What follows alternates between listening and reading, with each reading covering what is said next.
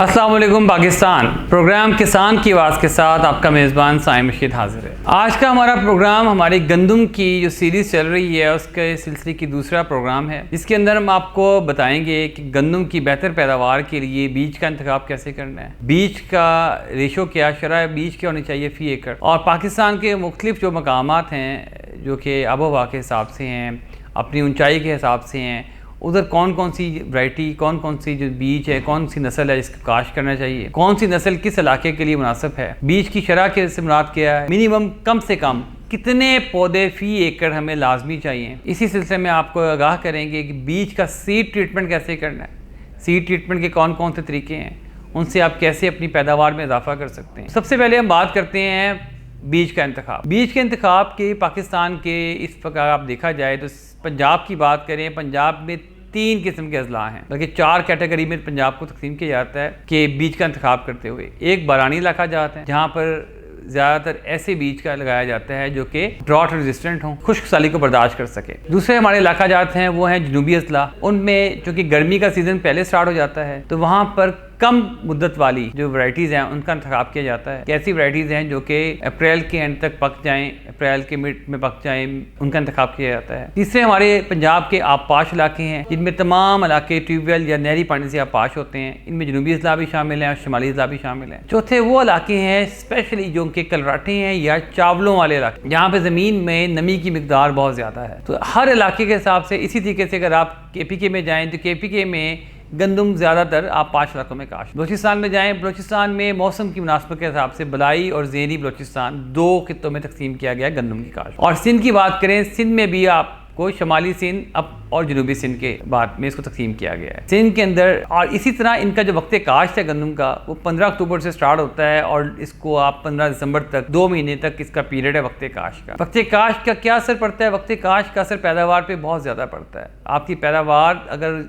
Ideal मौसम में, ideal मौसम जो सा है वो 1 नवंबर से 15 नवंबर है, उससे पहले काश्त कर ले तो एडिड बेनिफिट है। लेकिन अगर 1 नवंबर से 15 नवंबर तक आप काश्त कर रहे हैं एक फसल, और एक फसल आप काश्त करते हैं 15 दिसंबर को, तमाम अगर आप उनके अंदर इनपुट्स जो सी हैं उनको बरकरार रखें तो आपकी पैदावार में 30% का कम से कम कमी आ जाती है। इससे मुराद ये है कि वक्त काश्त बहुत ज़रूरी है गंदम के लिए। अब हम बीज के इंतखाब की बात करते हैं। हम आपको इसी प्रोग्राम में 4 चार्ट शेयर करेंगे आपके साथ जिनके अंदर तमाम सूबों के लिए, उनके इलाकों के लिए और ज़मीन की मुनासिबत के हिसाब से बीज का बताया गया कि कौन सा बीज बेहतर है।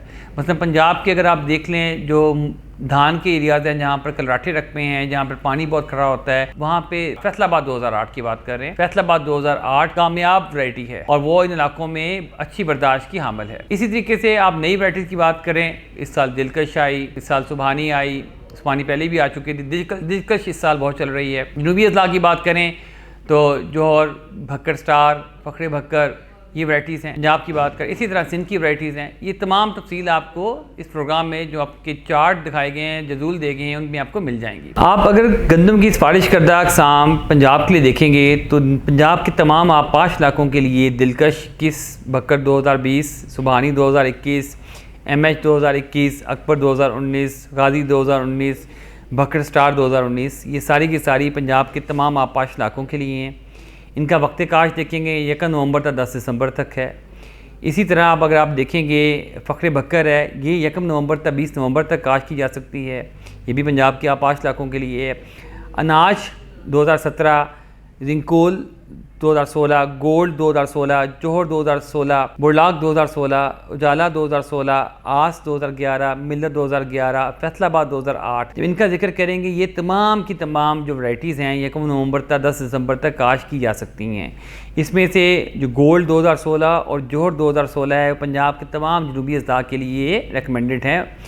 इसके अलावा जो फैसलाबाद 2008 है, इनकी जो रिकमेंडेशन है पंजाब के तमाम आबपाश इलाके जिनमें कलराठी और पानी की कमी वाली ज़मीनों के लिए भी मौजूद है। खैबर पख्तूनख्वा के अंदर पीर सबाक 2013, पीर सबाक 2008, फैसलाबाद 2008, जहाँबाज 2010, अता हबीब 2010 अच्छी वैरायटीज़ हैं। ये सारी की सारी 25 अक्टूबर से लेकर आखिर दिसंबर तक, 25 अक्टूबर से 20 नवंबर तक, जैसा कि आप देख सकते हैं शेड्यूल में, ये आबपाश इलाकों में लगाई जा सकती है। बलूचिस्तान के बलाई इलाकों में अगर आप देखें, लसानी 2008 15 अक्टूबर से 30 नवंबर तक, सहर 2006 15 अक्टूबर से 30 नवंबर तक, ज़राश्ता रास्को 2005 1 नवंबर से 30 नवंबर तक, सरियाब 92 15 अक्टूबर तक 30 नवंबर तक, MS 97 पंजाब 96 1 नवंबर तक 30 नवंबर तक। उसके अलावा ज़रगून है, तिजाबान है, NARC 2011 है, शालकोट है, अजवी 96 है, उम्मीद 14 है, पाकिस्तान 2013 है, आज 2011 है। ये सारी की सारी बलाई इलाकों में 15 अक्टूबर से 30 नवंबर तक और मैदानी इलाकों में 1 नवंबर तक 30 नवंबर तक लगाई जा सकती हैं। बलूचिस्तान के बरानी इलाकों के लिए सरियाब 92 अच्छी एक वैरायटी है। बरानी इलाकों के लिए शालकोट 14 भी बहुत अच्छी वैरायटी है बलूचिस्तान के बरानी इलाकों के लिए। इसी तरह अगर आप जिक्र करते हैं सिंध का, सिंध के जो जनूबी सिंध है उसमें जो आपका टाइम है वो डिफरेंट है डिफरेंट वैरायटीज के हिसाब से। मतलब बेनजीर 2013 और हमल 2013, निया सारंग, अमदाद 2005, मारवी 2000, मोमल 2002, किरण 95, आबाद कार 93, अनमोल 91, मेहरान 89, तंडोजाम 83, नया सुनहरी, नया अंबर, नया सुंदर, खनमन, सस्सी, SKD1, सरसब्स, भटाई, DD1, ये तमाम वैराइटीज़ जो सी हैं बलूचिस्तान सिंध के जनूबी सिंध और शुमाली सिंध दोनों इलाका जात में लग सकती हैं। इसमें से तमाम दीगर वैराइटीज़ का जो उनका टाइम पीरियड है वो 1 नवंबर तक 15 दिसंबर तक है। 2 वैराइटीज़ ऐसी हैं, बेनजीर 2013 और हमल 2013, जो कि 25 दिसंबर तक भी लगाई जा सकती हैं। अब हम बात करते हैं सीड की शरह। सीड की शरह अगर आपका जो वक्त काश्त है, वक्त बिजाई है, वो आपका 15 अक्टूबर से लेकर 31 अक्टूबर तक है, तो आपने 35 किलोग्राम बीज का इस्तेमाल करना है। और अगर आप वक्त काश्त आपका 1 नवंबर से 15 नवंबर तक है तो आपने 40 से 45 किलोग्राम बीज का इस्तेमाल करना है। और इसी तरह अगर आपका वक्त काश्त कौन सा है 15 नवंबर से बढ़ गया है और 15 से 30 नवंबर के दौरान आप काश्त कर रहे हैं तो बीज की शरह तकरीबन 50 किलोग्राम फी एकड़ होनी चाहिए।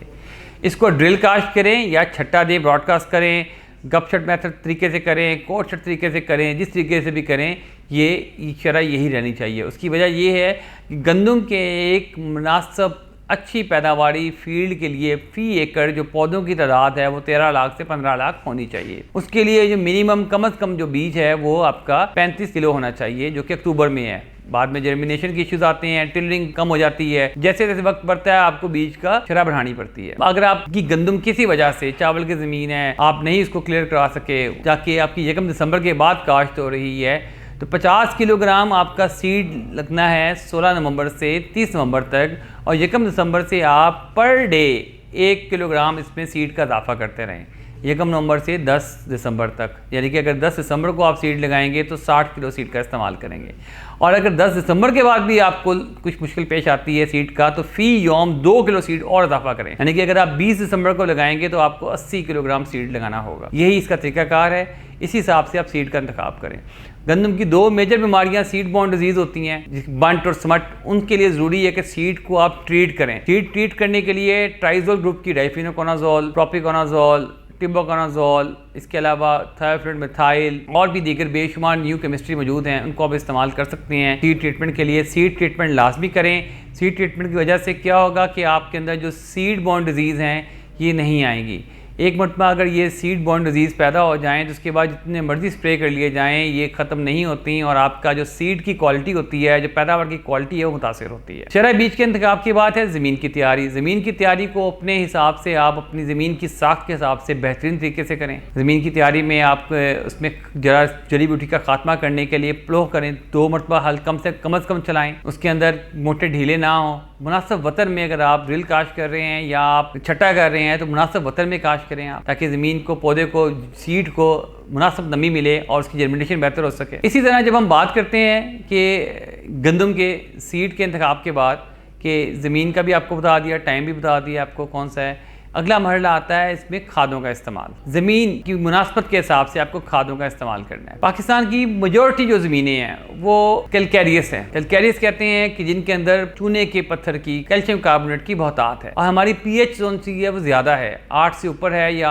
8.2, 8.3, 8.4 है। तकरीबन 93% हमारी ज़मीनें ऐसी ही हैं और कुछ हमारी ज़मीनें हैं जिनकी पीएच इससे भी ज़्यादा है, 9 क्रॉस कर जाती है, इनको सॉडिक कहते हैं। इन ज़मीनों के लिए अगर आपने काश्त करनी है गंदम, तो आपको खादों का इंतखाब बहुत सोच समझ के करना है। खादों की प्राइस बढ़ती जा रही है, किसान की सदात कम होती जा रही है, तो मेरी रिकमेंडेशन ये है कि आप जब गंदम की बिजाई करें तो गंदम की बिजाई के लिए आप तेजाबी खादों का इस्तेमाल करें। बदकिस्मती से पाकिस्तान में तेजाबी खादों का सोर्स इतना दस्तियाब नहीं है और डीएपी ही सबसे बड़ा फास्फोरस का सोर्स बनता है। अगर डीएपी इस्तेमाल कर रहे हैं आप, तो एक बैग डीएपी का कम अज़ कम, एक बैग डीएपी का कम अज़ कम, उसके साथ आप हस्ब मंशा तकरीबन कोई 10 से 15 किलो पोटाशियम सल्फेट, और उसके बाद सल्फर बेंटोनाइट 12.5 किलो से लेकर 25 किलो तक, और ह्यूमिक एसिड दानेदार 8 किलो, ये चीज़ें लाजमी इस्तेमाल करें ज़मीन की तैयारी के बाद, ताकि फास्फोरस, पोटाश, सल्फर, नाइट्रोजन और चिलेटिंग एजेंट ह्यूमिक एसिड की शक्ल में आपके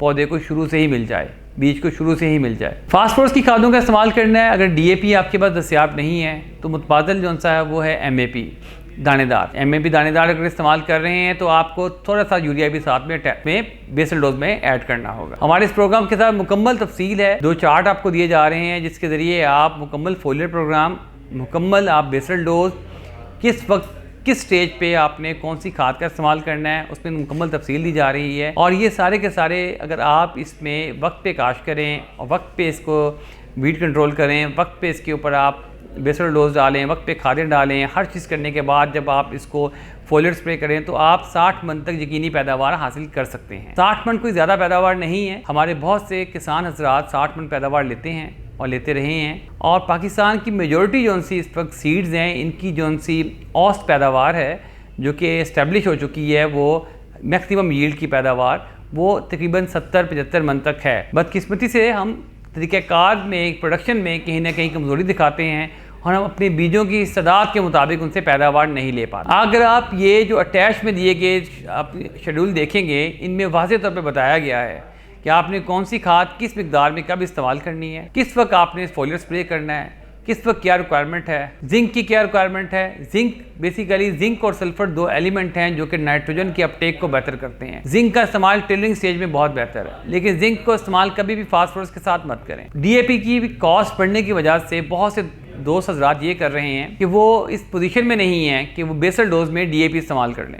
उनके लिए क्या सोल्यूशन है वो आपको बताते हैं कि वो पहले पानी के साथ वाटर सॉल्युबल फास्फोरस फर्टिलाइजर का इस्तेमाल करें। वाटर सॉल्युबल फास्फोरस फर्टिलाइजर में हमारे पास मोनोअमोनियम फास्फेट 1261 मौजूद है, यूरिया फास्फेट 1744 मौजूद है, नाइट्रोफास मौजूद है जो कि तेजाबी खाद है, इसको हम इस्तेमाल कर सकते हैं। इसके अलावा आप फोलियर स्प्रे के जरिए अपनी कमी पूरी कर सकते हैं। फोलियर स्प्रे कभी भी मुतबादल नहीं होते मुकम्मल तौर पे बेसल डोज के। अगर हम मुकम्मल मुतबादल में लेके जाएं, हमें फोलियर स्प्रे की बहुत ज़्यादा मिकदार में स्प्रे करने होंगे। कम से कम 25 से 30 स्प्रे करेंगे तो हम जाके बेसल डोज और ज़मीन के जरिए जो दस्तियाब खादें उनके बराबर आ सकते। इतने स्प्रे करना हमारे फार्मर के लिए मुमकिन नहीं है। इसीलिए फोलियर स्प्रे को पाकिस्तान में जो कि इसकी शुरुआत है, इसको अजाफी हथियार के तौर पर इस्तेमाल किया जाता है कि एक अजाफी टूल है जिससे हम अपनी पैदावार को बूस्ट दे सकते हैं। वीड कंट्रोल, गंदम की जैसे ही आप लगाएं, काश सीड की बिजाई करें, पहले पानी के बाद वतन में चौड़े पत्तों की जड़ी बूटियों का खात्मे के लिए मुनासिब वीड कंट्रोल करें। ये सारी की तफसील आपको वीड कंट्रोल की और उसके बाद फर्दर आपको स्टेप वाइज खादों की डिटेल है वो हम आपको अगले प्रोग्राम में बताएंगे। बहुत शुक्रिया। पाकिस्तान पाइंदाबाद।